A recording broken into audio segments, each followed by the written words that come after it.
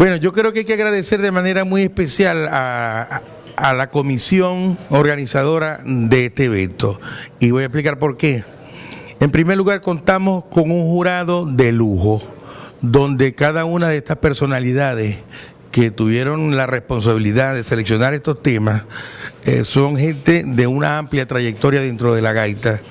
a nivel de composición, a nivel académico, a nivel de interpretación. O sea que las personas que tuvieron esta responsabilidad realmente sabían lo que estaban haciendo.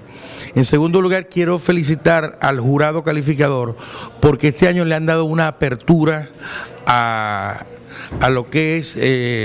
la intervención dentro de este evento, agrupaciones que no solamente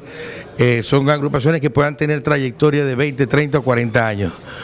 Tenemos agrupaciones que sí tienen más de 40 años, pero también tenemos agrupaciones que tienen mucho menos tiempo dentro de la gaita, pero que también están haciendo un trabajo importante, y yo creo que eso se merece también el respeto de todos.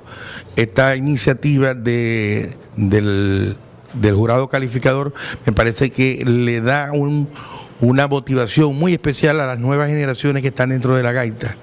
Y el hecho de que sea un evento de carácter nacional también considero que es muy, pero muy importante, no solamente porque las agrupaciones de otras regiones del país vengan a mostrar su trabajo aquí en el Zulia, sino porque eso nos da a nosotros la oportunidad de también proyectar el trabajo de los gaiteros del Zulia a nivel nacional. No es locura lo que digo y lo puedo demostrar, que una gaita en su cantar sin guitarra no es lo mismo, porque la guitarra es alma de nuestro folclor zuliano, la gran dama que entre manos se luce siempre al sonar, porque es verdad que una gaita con guitarra le roba completa el alma al que la escucha sonar, porque entre cuerda y madera y sus notas musicales llueven prosas celestiales con leche y miel por doquiera.